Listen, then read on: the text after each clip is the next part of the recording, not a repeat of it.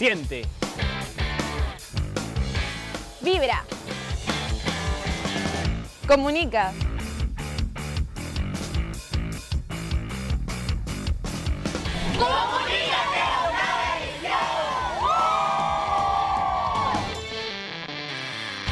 Comunícate 2019, la comunicación en su máxima expresión.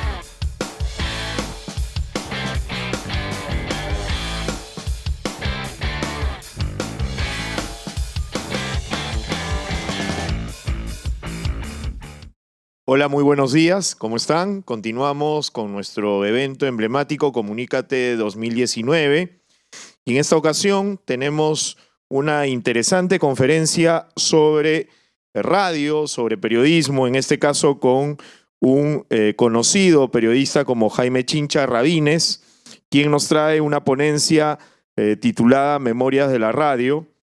Voy a dar simplemente algunos datos sobre Jaime, quien nos acompaña esta mañana. Él es periodista, es presentador, director, productor, reportero y editor.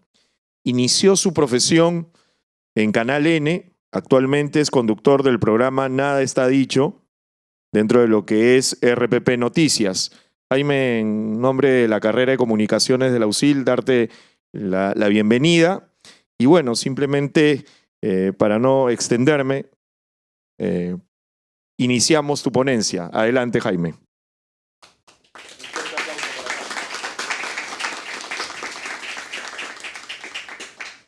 Muchas gracias.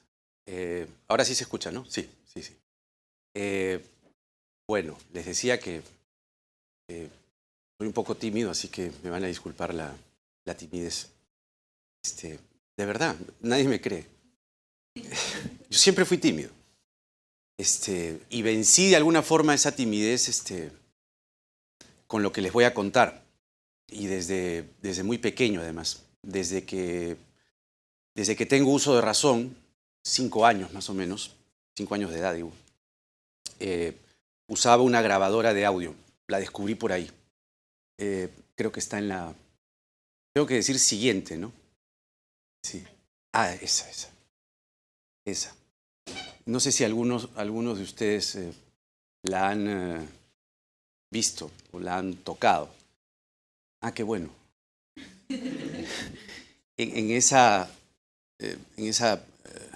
parte rectangular plateada, uno metía un cassette y en el botón rojo servía para grabar. Me llamó mucho la atención,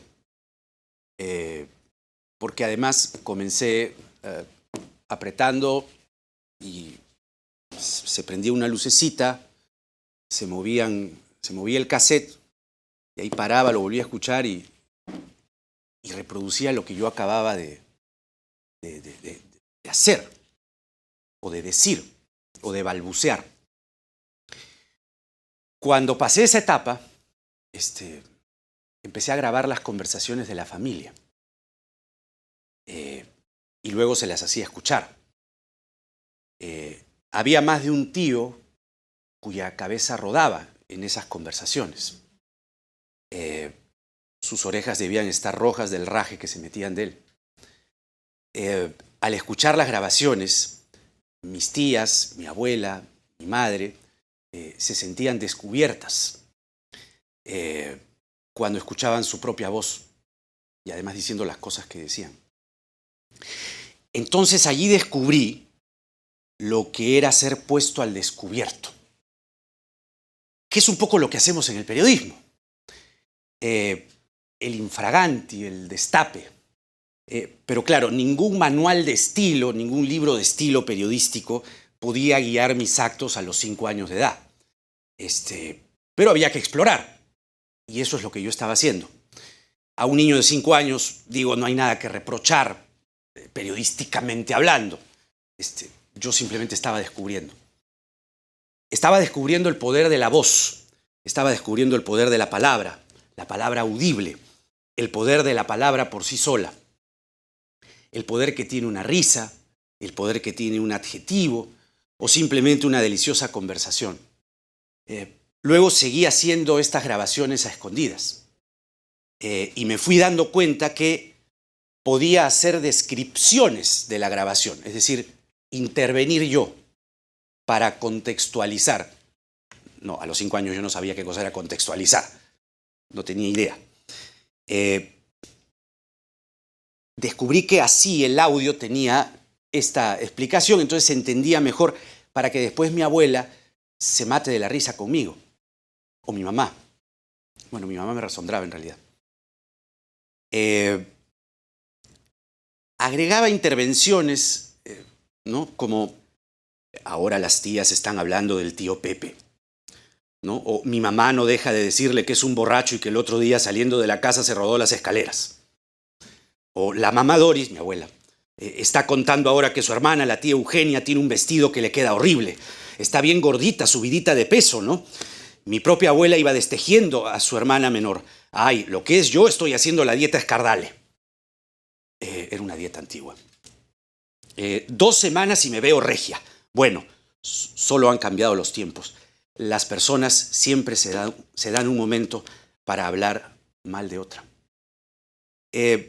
Hoy estos diálogos audibles que estoy recordando con ustedes con el paso de los años, bien podrían ser un grupo de WhatsApp, ¿no? Pero entonces la gente, en esas épocas digo, podía darse el lujo de tener espacios de privacidad para desplumar a alguien a pierna suelta, a mandíbula batiente. Pero ahí estaba yo, jugando, según yo, aunque iba tomando registro sin saber lo que era un registro, dejando evidencia sin tener idea del potencial lío familiar que pude haber armado si esa cinta caía en manos de quien no debiese tenerla, el tío Pepe, por ejemplo. Pero eso nunca pasó, felizmente. Aunque tiempo después, ni tanto tampoco, será 1, 2, 3 años en adelante, mi mamá Doris y yo escucharíamos esas cintas y nos reiríamos mucho de esas historias que quedaron en los cassettes, que ya están hongueados, ¿no? No existen. Muy hábilmente, por cierto, mi abuela supo conducir esas cintas a uno de los cajones de su cómoda. Así se cuidan mejor, Jaimito, y no se pierden, me dijo con inteligente picardía. Igual nos quedábamos escuchando una y otra vez esas conversaciones familiares. Eran nuestros podcasts de la época. Quizá el prototipo de una radionovela, que así se les llamaba a las historias contadas en audio, de esas que se escuchaban en una radiola, como la que les puse ahí. Esa.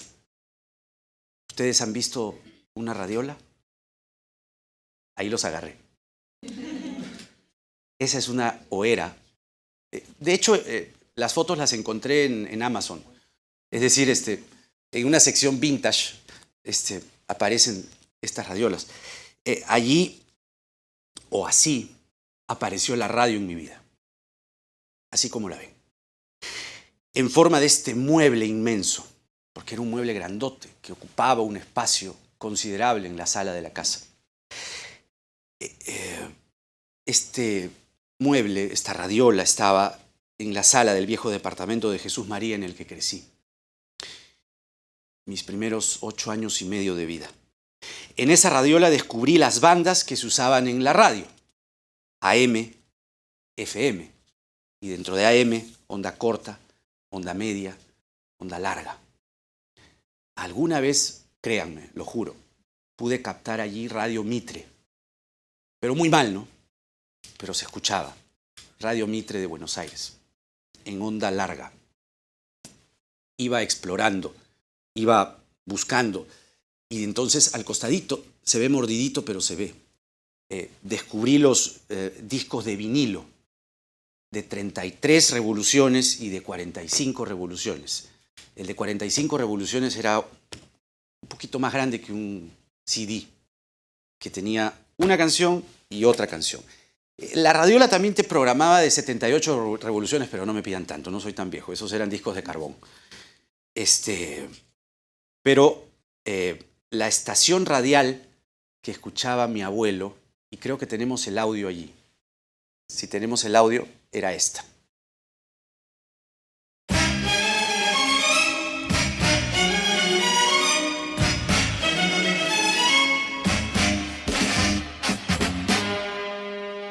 Radio Cora, desde Lima.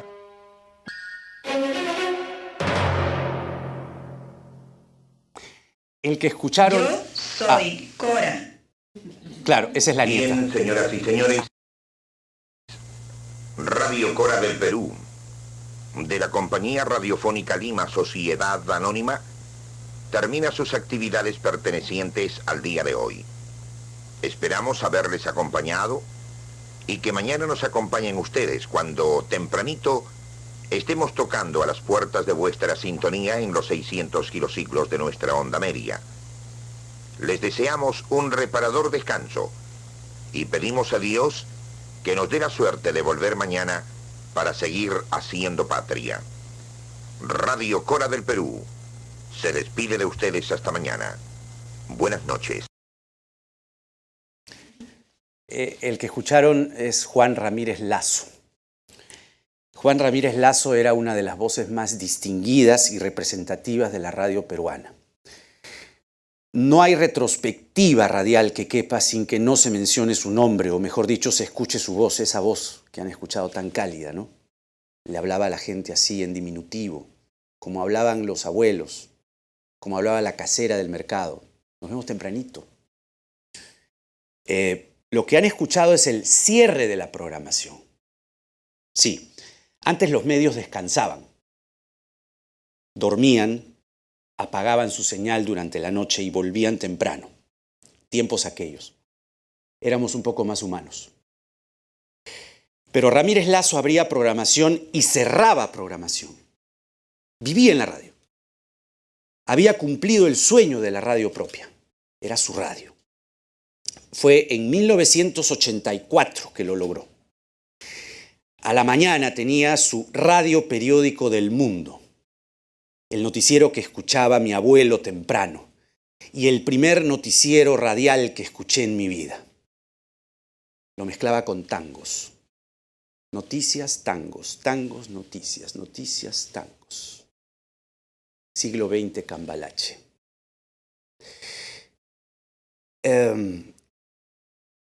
Su editorial se llamaba Nos preocupa. Además lo decía en ese tono de voz, ¿no? Nos preocupa. Era el tema del día, manera de comentario. Ramírez Lazo fue amigo de Manuel Prado, de Manuela Odría, de Fernando Belaúnde Terry y de Alan García. Esos eran los tiempos en que el dueño hacía todo, se mezclaba con la publicidad y a su vez veía el contenido. Algo que hoy los libros de estilo y los tiempos podrían condenar. No se mezcla o no se debe mezclar lo comercial o lo gerencial con el contenido, con la línea editorial. Voy a dar un salto en el tiempo para que vean a Juan Ramírez Lazo. Lo vean. A él los peruanos lo escuchábamos, pero pocas veces lo podíamos ver. Esta fue una entrevista que le dio a César Hildebrand en 1995. Voz de mayor veteranía, credibilidad y convicción de la radio está con nosotros, don Juan Ramírez Lazo. A partir de ese momento, establecer una relación relativamente normal con su padre. No tan relativamente normal, extraordinariamente normal, César, porque mi viejo tenía la satisfacción de decir yo soy Javier Ramírez Lazo. Y cuando le decían, ¿pero por qué? Él era un prominente comerciante, era un hombre que tenía una posición económica brillante. Pero cuando a él le preguntaban por su identificación, él decía, yo soy Javier Ramírez Lazo. El padre de Fidel, el padre de Juan, sí, pero él era Ramírez Tejada. Qué interesante, qué gracioso. ¿Por qué nunca intentó otra cosa, la televisión, por ejemplo? ¿Por qué la radio? Porque prefiero ser cabeza de león en la radio y no cola de ratón en la televisión. Usted está realmente casado con la radio, eso como... Identificado plenamente en la radio. Usted sabe que en la radio la cosa es mucho más rápida, César. En la radio usted recibe una información por teléfono y si tiene la capacidad suficiente que a usted le sobra, sale inmediatamente la noticia al aire. Un extraordinario sobreviviente de las primeras épocas de la radio. Así es, César, así es. ¿Cómo la Me compara? levanto a las 2 de la mañana. ¿Cómo la compara? ¿Cómo compara ambas radios? La radio de hoy a la radio de ayer, hay bastante tránsito que recorrer. La radio de ayer era más didáctica, era más informativa. Mejor hablada. Pues ¿qué me va a decir los locutores que Mejor habían? hablada. Los por locutores Dios. que habían antes. Lo que se escucha ahora, yo que tengo sintonía vehicular, digamos como cualquier tipo que maneja, ¿no? Escucho unas cosas que realmente me avergüenzo. Pregúntele a la gente de taxi, ¿qué radio escucha? Que muchos escuchan Radio Cora, su radio. ¿Usted fue a Pristón? No, ni a Pristón ni a Prista. ¿Qué era lo que le entusiasmaba a usted de Alan García? Su juventud, pensaba... Su locuacidad. Así es, pero los grandes jerarcas del APRA, Villanueva, Luis Alberto, Carlos Enrique Melgar, Tausen, decían que cómo le iban a dar a él la secretaría cuando era un muchacho. Era un imberbe, no puede ser. Entonces Aya de la Torre le dijo, mira, el único que te puede ayudar aquí con gran influencia en la opinión pública es Ramírez Lazo, conócelo. Y Entonces, usted ayudó Alan, mucho a lanzarlo. Yo ayudé mucho. Tanto que cuando hablaba un día de Alan, al siguiente día venían los jerarcas del APRA. Me decían, Juan, pero no puede ser. ¿Cómo es posible nuestros 40 años de permanencia en el partido?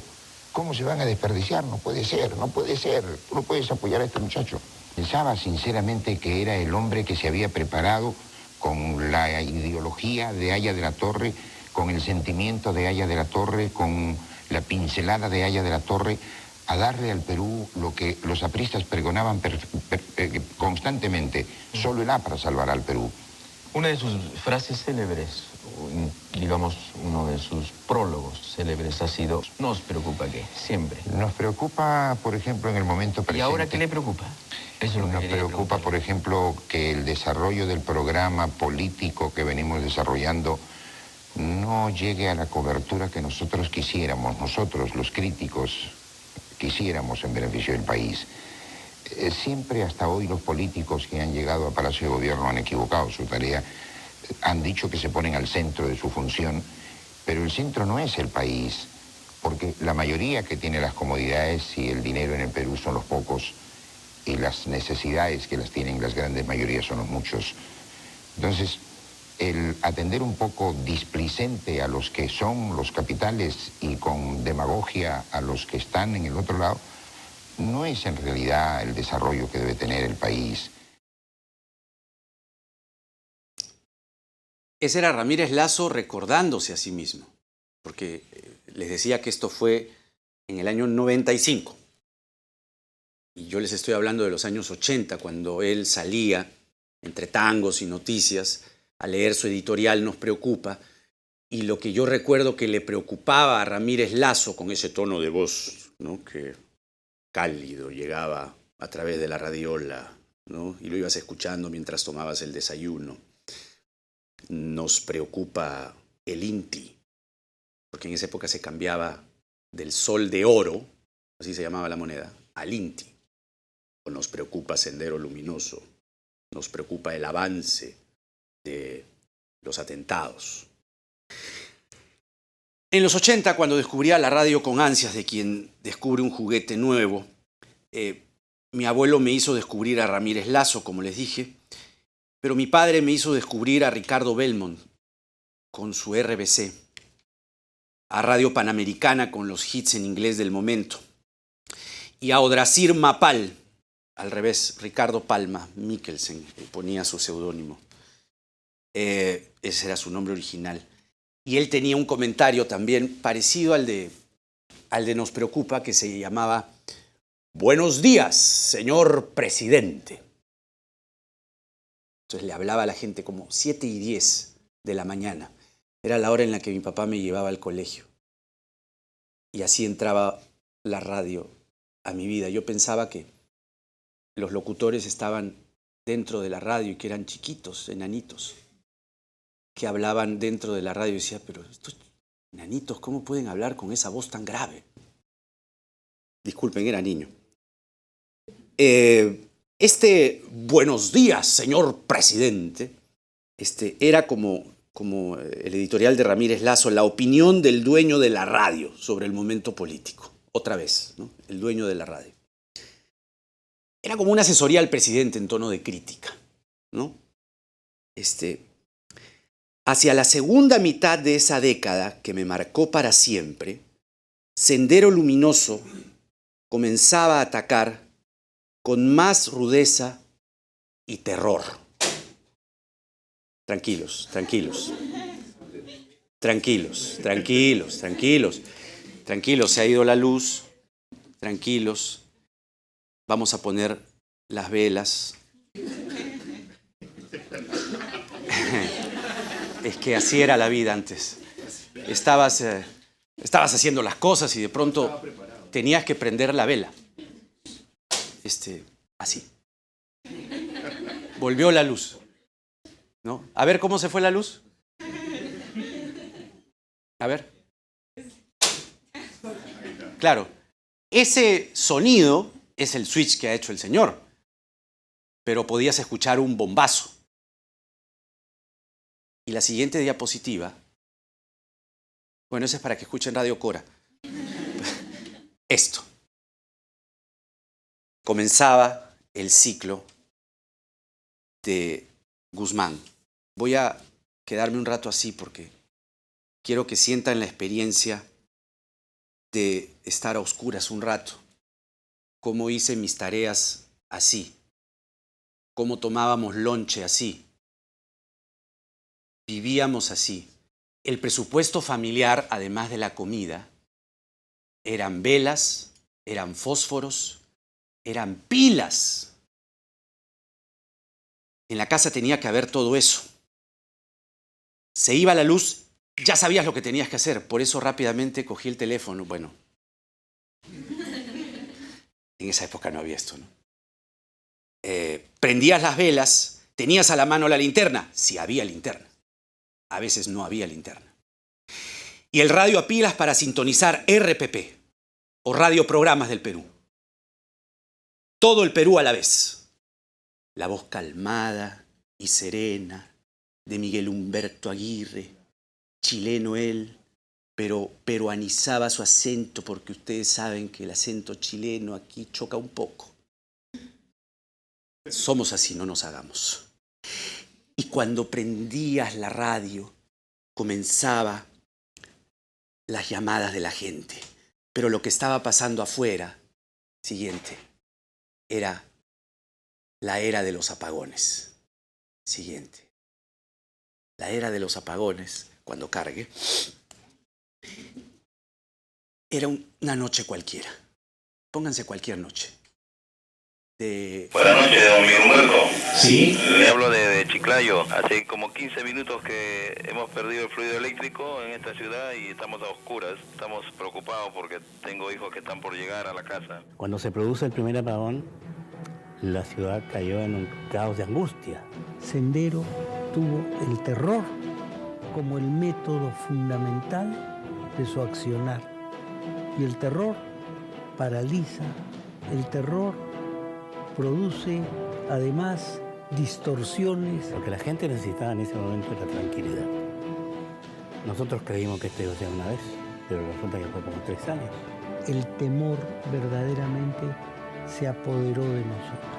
Y el aporte que nosotros hicimos fue tranquilidad, serenidad, acercar a la familia, acercar a la gente, decirles que ese momento tan angustioso que vivía el país lo teníamos que vivir en familia. Había quienes podían tener el grupo electrógeno, quienes no, la provisión de velas y la linterna y la radio a transistores, ¿no? La radio a pilas. Y creo que fue el mejor servicio que RPP le pudo hacer a la comunidad, a toda la comunidad. Hoy, los apagones sirven para reducir el calentamiento global. RPP Noticias, 50 años, señal de futuro. Y ahora sí puede volver la luz, no hay problema. Era para que se hagan una idea. Pero ese señor Miguel Humberto Aguirre lo tengo acá, como parte de tu historia, ¿no?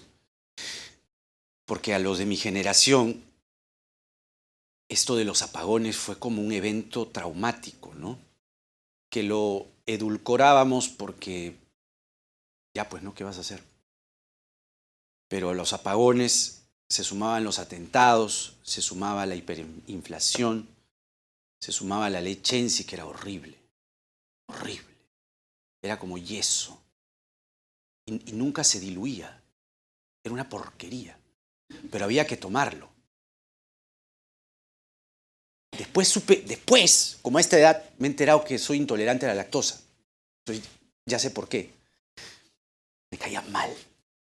Pero mi abuela, mi mamá Dori, siempre detrás mío me decía, toma tu leche, toma tu leche. Y además, como en esa época el gobierno controlaba la economía, dictaba los precios, decía cuánto debía costar cada cosa, era alucinante. El gobierno puso en el mercado, como no había producción posible para abastecer a los peruanos de esa época, puso sobre el mercado un pan que se llamaba pan popular. Otro asco. Asqueroso, asqueroso. ¿Ustedes tienen esas cosas que atajan las puertas para que no se cierren?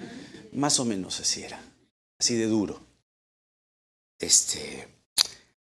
Les decía de Miwa. Pónganse, ¿no? Con esa oscuridad, con el radio a pilas, con la vela o las velas. Te ponías a escuchar historias. Miguel Humberto Aguirre respondiendo los teléfonos. Hola, buenas noches, ¿cómo están? Y de pronto entraba la señora. Señor Miguel Humberto, disculpe, acaba de haber un atentado. Así sonaba, digamos, ¿no? La llamada. Soy la señora Amelia, llamo desde el INSE. ¿Qué pasa, señora Amelia? Mi hijo que no aparece. ¿Cómo se llama su hijo, señora? Adrián. Bueno, invocamos a Adrián que en este momento tenga la gentileza de llamar a su mamá de un ring. Eran las cabinas telefónicas de la época. Encima tenía que comprar la moneda, que era un color carbón horrible, para que entre, ¿no? Y ahí puedas llamar. Si habían rines, porque Sendero también los volaba. Les ponía bombas. Y los que pasan por las calles y dicen plátano, plátano, maduro, plátano, plátano, se robaban el micro del ring. Era un país hermoso.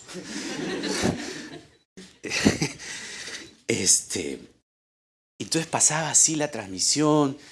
Miguel Humberto Aguirre informaba que Electrolima está dando a conocer a la opinión pública que en 48 horas se va a restablecer el servicio eléctrico. 48 horas.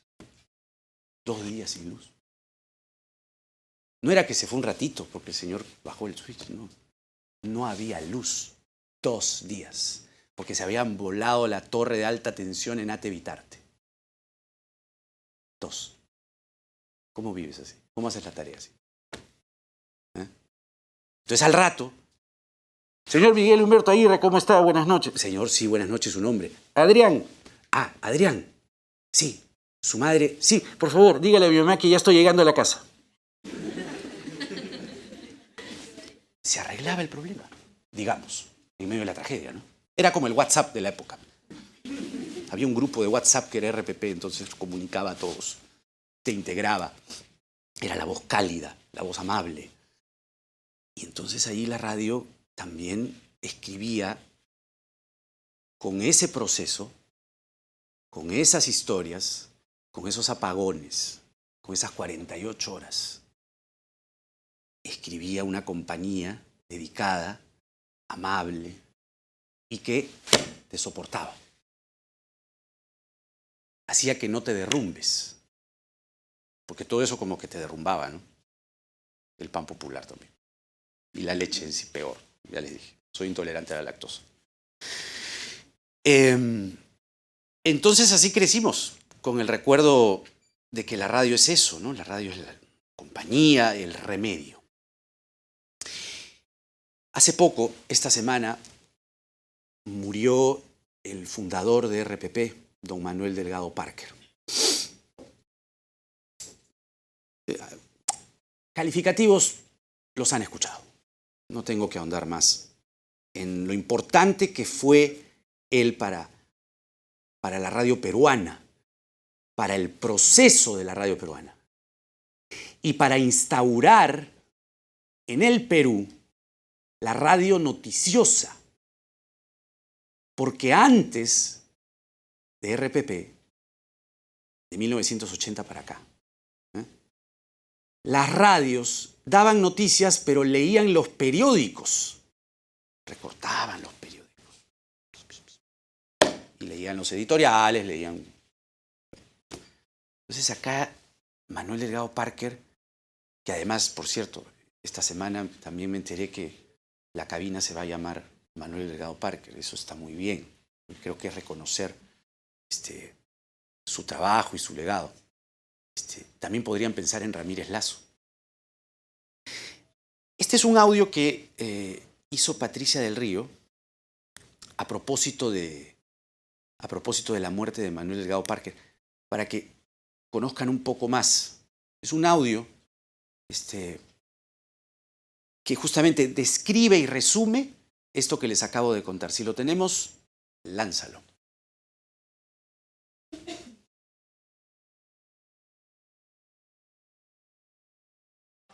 Recordar su vida es retomar de un visionario que apostó por un medio de comunicación que unifique al difícil y a veces desconcertante país en el que le tocó vivir. Él creyó en una radio que escuchara a todo el Perú y vio su sueño hecho realidad. Hijo de Genaro Delgado Brandt y Raquel Parker Murguía, Manuel Delgado Parker ingresó muy joven al mundo de las telecomunicaciones, siguiendo los pasos de su padre.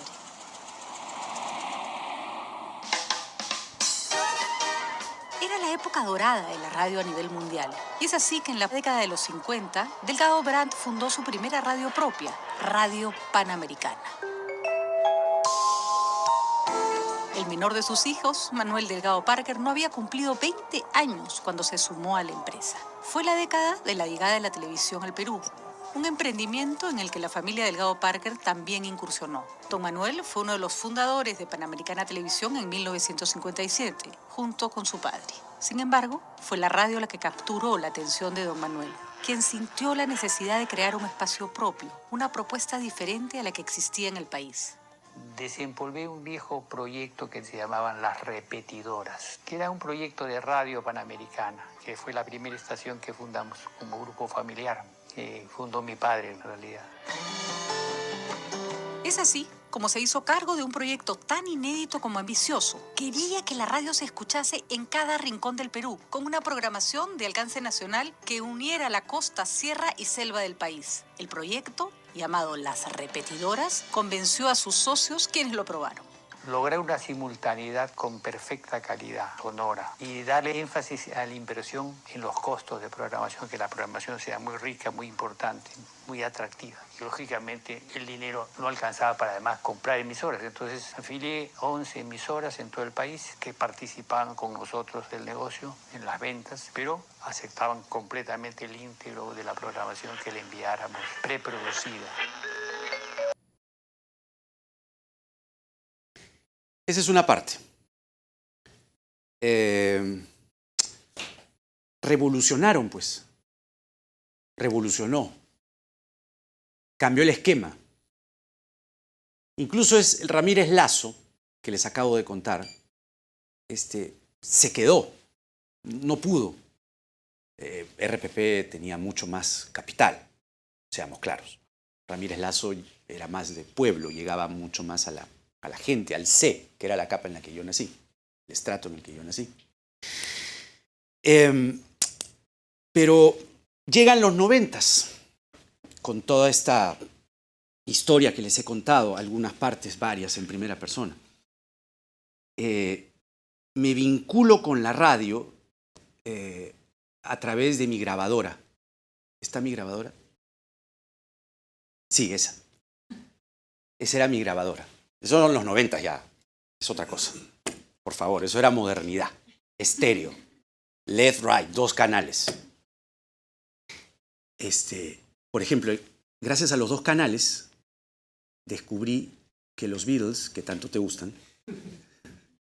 grababan en canales separados. Es decir, yo agarraba los dos, sacaba el parlante, se podía sacar de ahí, no era integrado.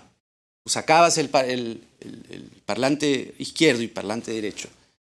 Entonces, escuchabas en el izquierdo solamente la batería y la voz, y en el derecho solamente la guitarra y el bajo y la voz. A dos canales. Prueben en Spotify ahora, bueno. Prueben en Spotify con los audífonos, escuchando Beatles. Era un poco maniático, ¿no? Prueben quitándose un audífono, poniéndose otro, quitándose, poniéndose, y van a escuchar cómo están por canales separados. Es lo caso. Entonces, con esta grabadora, además de grabar mi música, pues, ¿no? Porque no había Spotify, ya les dije. Entonces, lo que había era la radio en vivo. Y la radio ponía música. Entonces, yo andaba, porque había una canción que me gustaba. Entonces, yo andaba pendiente en el aire de grabar el botón rojo de nuevo, como la grabadora de los 80s. Entonces, sonaba una canción, inmediatamente la grababa. La agarraba mordida, no importa ya. Pero ya la tenía por lo menos completa. ¡Estudio 92! Me fregó la grabación, caray. Entonces descubrí que había otras radios un poco más limpias. Limpias, digo. Que te ponían la música sin Estudio 92, ¿no? Que era, por ejemplo, Radio W9, Radio Miraflores. Aunque a veces, Miraflores, ¡oh!, te fregó otra vez la canción. Y así se quedaba y así la reproducías porque era lo que tenías para escuchar. No había otra. Pero ya les conté que de 5, 6, 7 años andaba grabando a las abuelas, ¿se acuerdan? Entonces esto de la noticia y del bichito informativo, me rondaba, pues, ¿qué voy a hacer? O sea, era como que nadie me dijo, oye, te tienen que gustar las noticias. No. No es algo que te imponen, es algo que te nace. Yo andaba tan maniático con las noticias que en la campaña del 90 compraba los 2 diarios más extremos en cuanto a las posiciones de los 2 candidatos de la época, que les deben haber dicho, que era Vargas Llosa y Fujimori. Vargas Llosa tenía, digamos, la línea de... El diario Expreso defendía... Ahora deben haber visto Expreso, no es lo que era antes, en realidad. Expreso defendía la candidatura de Vargas Llosa y el diario Página Libre, que ya no existe, solo existió y se creó para esa campaña, defendía a Fujimori. Entonces yo me compraba los 2 diarios para andar leyendo. Entonces, en esa lectura interesada, y mi grabadora, dije, y escuchando RPP, ¿no? También. Dije, ¿y por qué no hago yo mi noticiero? Entonces me puse a grabar RPP así igualito como grababa las canciones. Estudio 92, entonces ahora era RPP. Entonces RPP tenía a la hora los titulares, a la media hora los titulares. Había un conductor que te saludaba, buenos días, bienvenidos a la rotativa del aire, y de ahí había una voz que te hablaba así, te daba la noticia del momento, de ahí otra voz que te daba otra noticia. Entonces habían 2 voces más el conductor. Esto lo analicé, digamos, de verdad, ¿no? Créanme, lo analicé en su momento. Entonces, grabé mi noticiero, tampoco está el cassette, no se los puedo traer tampoco porque está hongueado, pero grabé mi noticiero de la época. Entonces, digamos que como que todo estaba pintado para que haga lo que hago ahora, ¿no? Para hacer estas cosas que les he contado, uno tiene que estar un poco loco, ¿no? Hasta para soñar, uno tiene que estar un poco loco. Y lo que les quiero decir hoy es que no hay que temerle a esa ligera dosis de locura, porque a los 15 años uno tiene que estar un poco loco para imaginarse en la radio, hacer su propia radio. Si se sienten un poco locos ahora, no teman, porque por ahí que cumplen sus sueños, como yo creo que los empecé a cumplir cuando, como hoy, a mis 42 años, hago uno de los noticieros de RPP y todavía creo que sigo un poco loco. Tanto soñaba yo de niño con este mundo de las telecomunicaciones que no me bastaba con la radio. Por esos mismos años 80 descubrí la televisión. Y eso fue lo primero que me deslumbró. Por eso uso lentes, porque pegaba la cara a la televisión. Sí, estaba loco, ¿no? Pegaba la cara a la televisión para ver los puntitos granulados de la televisión análoga de la época. Y la verdad es que me quedé pegado a la televisión. Hoy cumplo, o sea, este año cumplo 20 años en la televisión. Pero en esas épocas en las que Sendero ponía bombas, y con esa imagen también hice mi canal de tele propio. Yo soñaba que tenía un canal de televisión.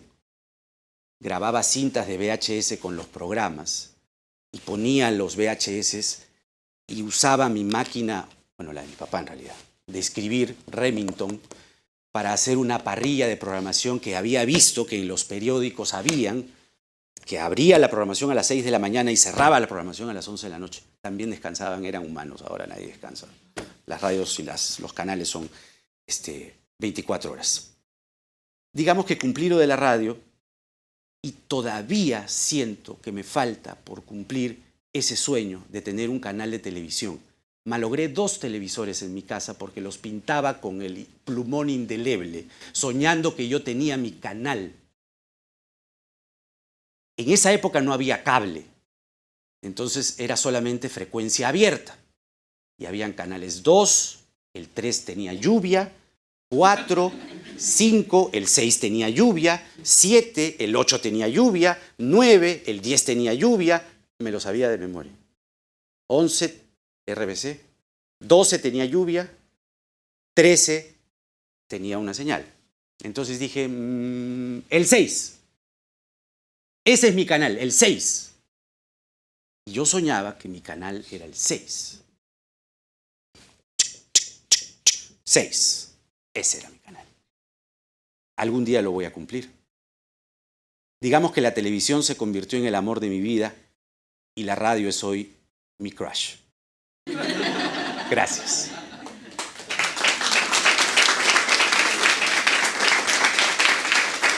Bien, muchas gracias por la interesante ponencia, realmente Memorias de la Radio, lo que ha hecho Jaime. Y bueno, pasamos estos 15 minutos posteriores o a estos minutos para plantear preguntas a Jaime. No sé si alguien desea iniciar esta práctica. Allá tenemos al señor Checa. Muy bien, por favor, pásenle un micrófono. Por la charla. En el video que nos mostrabas se veía pues a Ramírez Lasso haciendo una comparativa de la radio de su época con la que se emitía en ese momento en la época de César Hildebrand, donde destacaba pues que se habían perdido la locuacidad, la inteligencia, la forma de emitir comunicación. ¿Cuál consideras tú que son ahora las diferencias en la forma de hacer radio en este nuevo milenio? Es decir, desde los 2000 hasta la actualidad. No, gracias a ti por la pregunta. Bueno, es que ahora yo preguntaba si escuchaban radio. ¿Escuchan radio ustedes? Sí. O sea, ¿van al dial y escuchan? Porque ahora los podcasts lo tienen todo. Y en Spotify también hay radio. Radio de cada cantante, de cada banda. Es otra cosa. No dependemos de la parrilla de la programación, es decir, no dependemos, no nos interesa, no tenemos tiempo de depender que a las 7 tengo que escuchar los titulares porque si no me los pierdo y ya no los encuentro en ningún otro lugar y me voy a perder el tipo de cambio. ¿Cuánto está? 3.30, ¿no? Pero eso te lo dan a las 7:15, entonces tú sabes que a las 7:15 tiene que dar el tipo de cambio porque tengo que cambiar los dólares para pagarle al personal. Hay una vinculación, necesita la gente informarse, ¿no? Ahora vas al Google, vas al YouTube y lo tienes.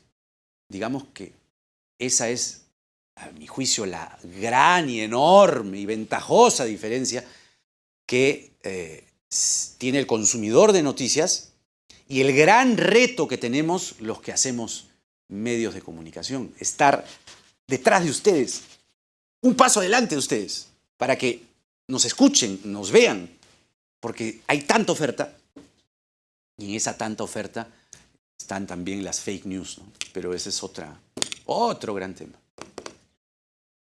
Otra charla. Tenemos una pregunta acá de Francisco Fernández. Puedes ponerte de pie. Jaime, muchas gracias por venir el día de hoy. Mi pregunta iba en torno a este nuevo trabajo de multiplataforma que los medios hoy en día tienen, ¿no? Desde los periódicos, las radios, este trabajo de las radios en televisión, lo hace RPP, lo hace Exitosa, Capital, etc. ¿Cómo es esta suerte de trabajo cuando uno sabe que sale en los dos medios, ¿no? Por ejemplo, en la ampliación de noticias, uno sabe que tiene que comunicar para la radio y al mismo tiempo en la televisión. Entonces, ¿cómo es ese trabajo a doble filo en todo caso? Gracias. Es una buena pregunta. Muy buena, tan buena que yo todavía no me la respondo. Es decir, cuando haces radio, haces radio. Y cuando hago la radio, tengo una cámara enfrente. Entonces, yo la miro porque también hago tele, pero me distrae porque estoy haciendo radio. Entonces digo, voy a hacer radio. Que la cámara me ponche. Bueno, tendré que tener cuidado, primero en no ir en un polo, tengo que ir en un saco, tengo que cuidar las formas, no le puedo llamar la atención a mi productor con gestos obscenos, tengo que cuidarme de esas cosas, de las formas. Y claro, tampoco es que presentas, ¿no?, un contenido, puedes decir escuchemos. Si vas a presentar alguna declaración, un extracto de algo, en la tele te entienden, ¿no? Escuchemos. Pero no puedes decir veamos. Los códigos, ¿no?, las formas, los lenguajes son distintos, pero es la época, pues. Todos corremos, todos en vértigo, y así tenemos que surfear. ¿Alguien más desea plantear una pregunta? Bueno, están un poco tímidos, mi estimado Jaime. Yo les dije que tengo pánico escénico. De timidez a timidez. Tenemos acá la presencia de Úrsula Vallejo, nuestra directora de la carrera, quien va a entregarle a Jaime un certificado por su ponencia. Ahí está. Y también un pequeño presente. Ahí está. Y la foto oficial, mi estimado Jaime. Por favor.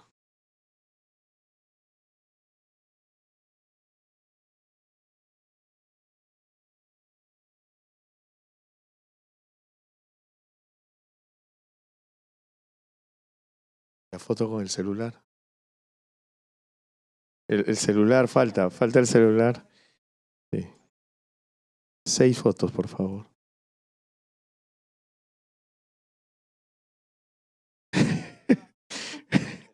Sí, se la va a pasar. Sí. Sí. 6 fotos. Bueno. Gracias.